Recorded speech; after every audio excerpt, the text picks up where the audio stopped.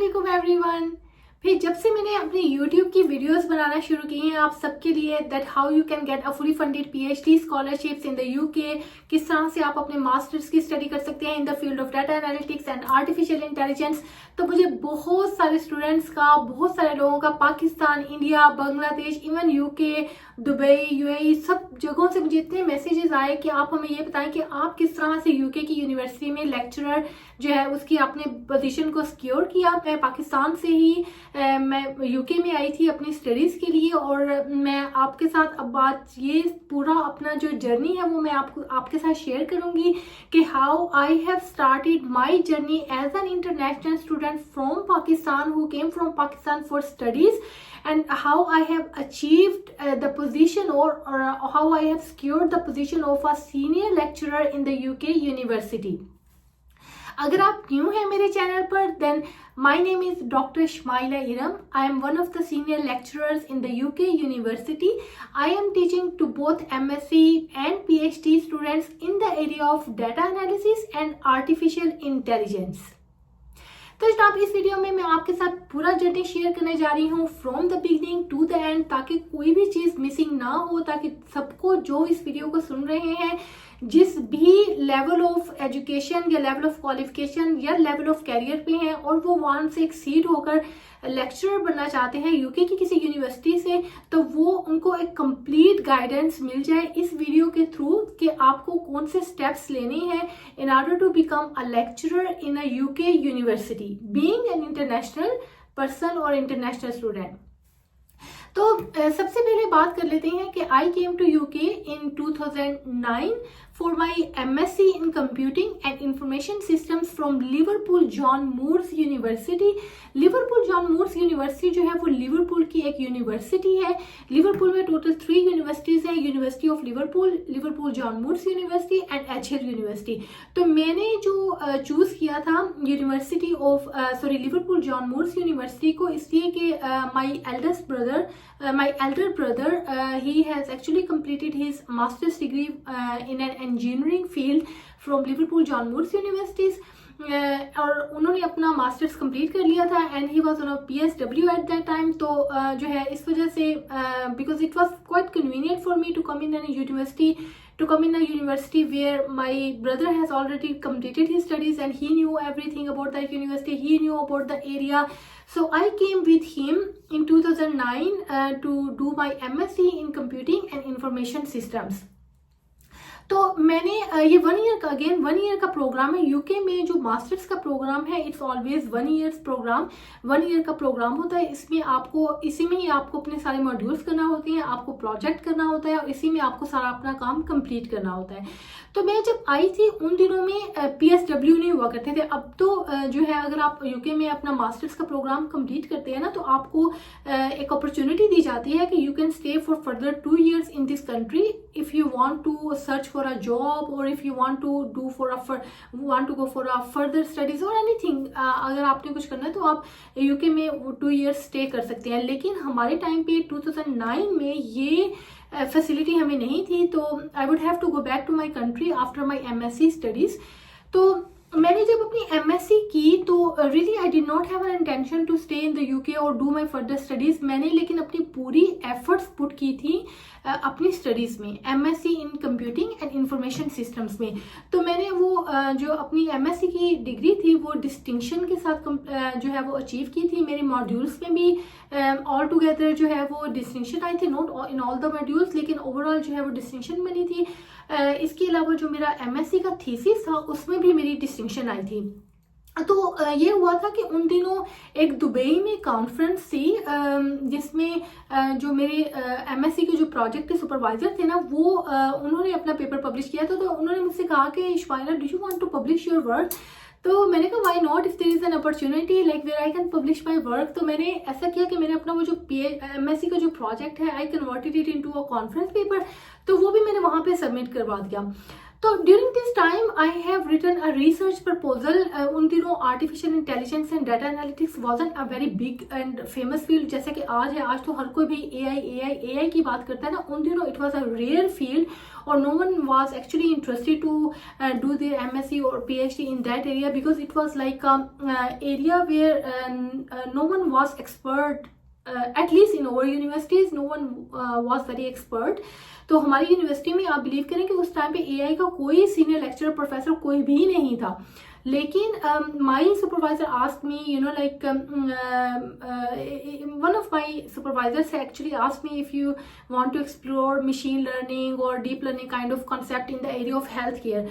तो मैंने उस पर एक शॉर्ट प्रपोजल लिखा और मेरे जो एमएससी के ही जो सुपरवाइजर थे ही actually looked into my proposal. उनको इतना अच्छा लगा because I already have developed a very good academic and professional relation with my supervisor. मैंने उनके साथ मिलकर बहुत ही अच्छी एमएससी का जो है वो कंप्लीट की थी। मैंने एमएससी का प्रोजेक्ट जो है वो कंप्लीट किया था जिसमें मेरी डिस्टिंक्शन आई थी and he knew about me कि मैं how hard working I am और मतलब मैं अपनी कमिटमेंट्स को फुलफिल करती हूँ। I am not praising my self और ऐसा मेरा कोई प्लान भी नहीं है कि मैं अपनी प्रेज करूँ, but I just want to give you a very honest advice कि अगर आपने किसी के साथ मिलकर काम करने हैं तो show your honesty in work. उनको पता चले कि मतलब how capable and trustworthy to are to work with. तो PhD is a long term commitment. इसमें आपको 3 to 4 years आपको एक ही बंदे के साथ मिलके काम करना होता है। आपकी every single day sometimes meeting हो रही होती है, समटाइम्स वीकली भी हो रही होती है।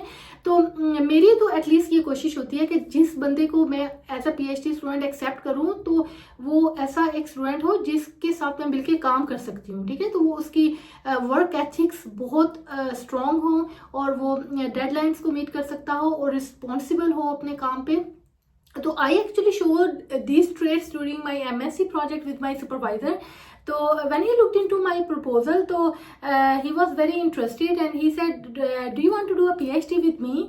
So to be honest, it was I mean, he was very humble to ask me in a way that, do you want to do a PhD with me? But to be honest, it was a big opportunity for me, or it was a kind of, I was really you know thankful to him कि उन्होंने मुझसे पूछा और and within a second, even in a millisecond, I said yes to him. But you know, like a Pakistani girl, I always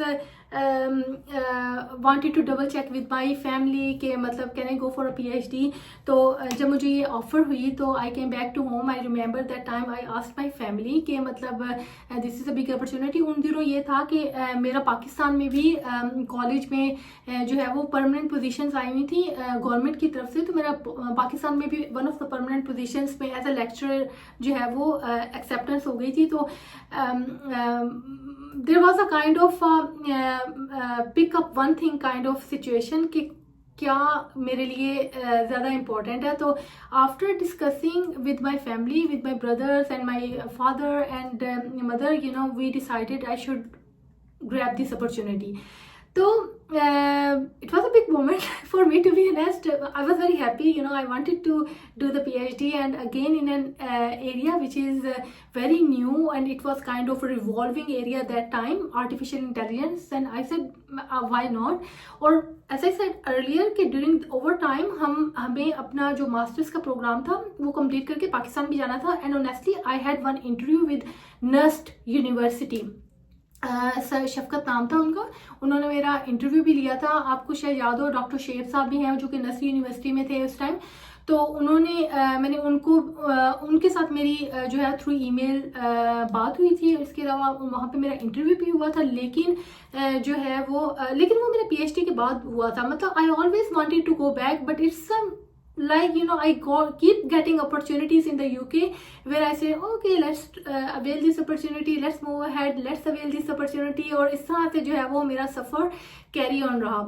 तो जब इस तरह से जो है मैंने अपना पीएचडी का सफ़र स्टार्ट किया and during that PhD time मैंने अपने जो है I publish quite a lot of work with the help of my supervisor. Because मैंने आपको बताया ना कि सुपरवाइजर्स जो हैं उनको आपसे क्या चाहिए होता है बीइंग ए पीएचडी स्टूडेंट, उनको आपसे पब्लिकेशंस चाहिए होती हैं। तो मेरे जो सुपरवाइजर्स थे ही was very clear about that कि Shamaila we have to publish our work from the very beginning. तो आई रिमेंबर कि मैंने within couple of months मैंने अपना पहला पेपर जो है वो अगेन दुबई में पब्लिश किया था। तो वो मेरा जो एमएससी का प्रोजेक्ट था ना वो, और पीएचडी का जो मैंने अपना फर्स्ट रिसर्च पेपर लिखा था वो मैंने दोनों दुबई में प्रेजेंट किए थे। तो मैंने जो है वो शुरू में ही पब्लिकेशन स्टार्ट कर दी थी। तो by the end of the PhD I had I think 12 to 13 publications, जिसमें मैंने अमेरिका, कनाडा और डिफरेंट कॉन्फ्रेंसेस, डिफरेंट यूके में जितनी कॉन्फ्रेंसेस थी वहाँ पे मैंने पब्लिश किया, जर्नल्स में भी पब्लिश किया, 2 बुक चैप्टर्स भी लिखे थे।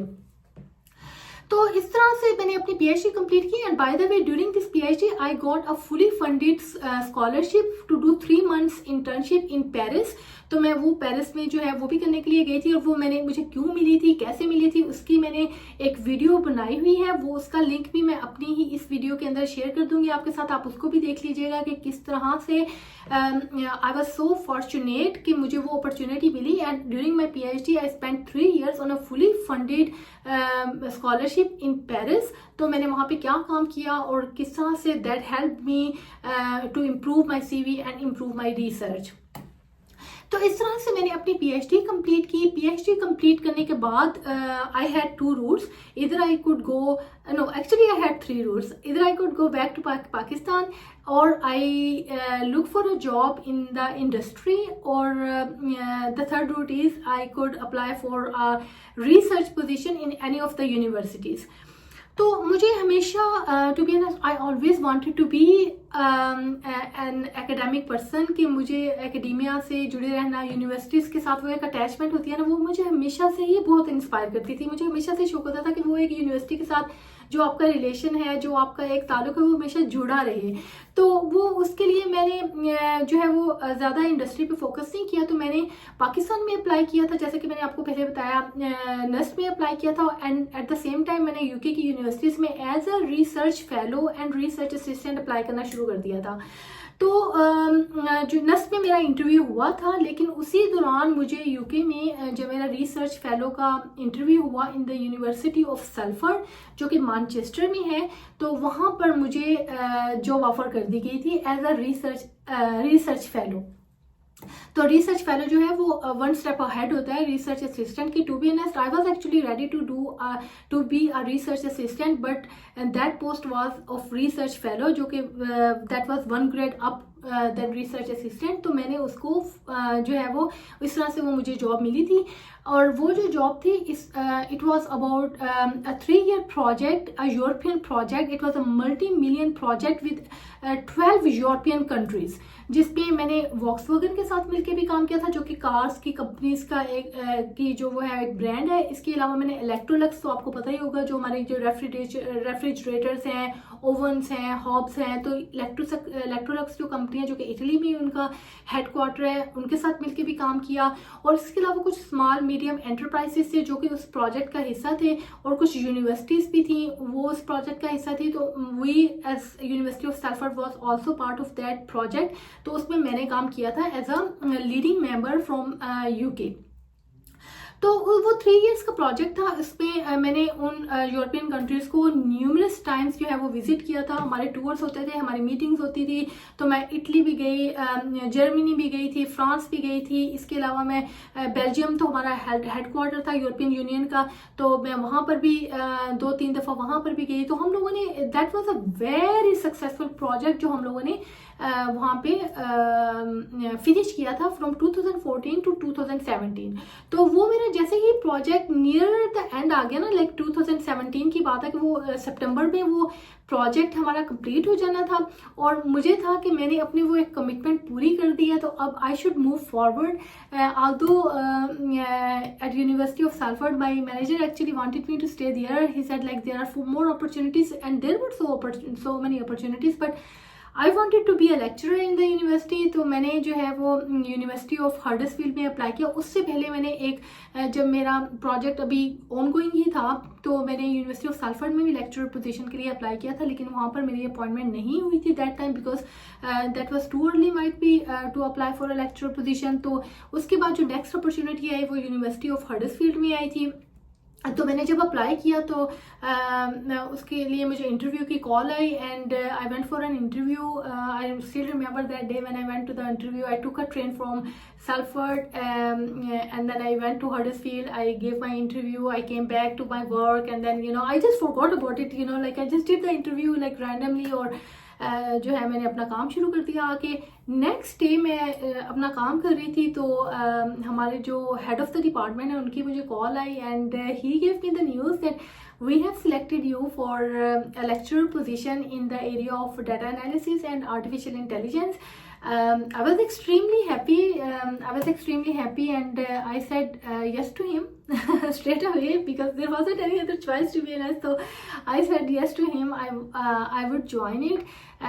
तो जो है इस तरह से मेरा जो है वो लेक्चरशिप की मुझे यूनिवर्सिटी ऑफ हडर्सफील्ड में अपॉर्चुनिटी थी. तो वहाँ पे मेरी सिलेक्शन हो गई और I started working as a lecturer. लेकिन ये है कि फिर after 2 years I have been promoted to a senior lecturer position which we call like associate professor. तो 2019 में जो है वो मेरी प्रमोशन हो गई थी. तो since then I am working with the University of Huddersfield and now I am also working as a programme leader of MSc data analytics. तो बस ये हमारी मेरी कहानी है. अगर आपने मुझसे कुछ और पूछना हो किसी भी चीज़ के बारे में that you are interested to get more information about, तो आप प्लीज़ मुझे बाय द वे एक आखिरी बात मैं आपको बता दूं. जब मेरी लेक्चरशिप की पोजीशन हो गई थी तो उसके बाद एक टीचिंग का सर्टिफिकेट भी आपको लेना होता है जो कि must have kind of thing है कि वो आपकी एप्लीकेशन में होता है कि अगर आपने नहीं लिया तो with in 1 year of your start आपने वो कंप्लीट करना है. तो मैंने वो भी कंप्लीट कर लिया था. वो तमाम लोगों के लिए मस्ट होता है. तो जब इस तरह से मेरा जो सफ़र कंप्लीट हुआ, इसके अलावा आपको मुझसे कुछ भी पूछना हो how to become a lecturer in the UK university, तो आपने मुझे जो है वो बताना है कमेंट सेक्शन में. I will guide you and I will meet you again in the next video. Till then अल्लाह हाफिज़.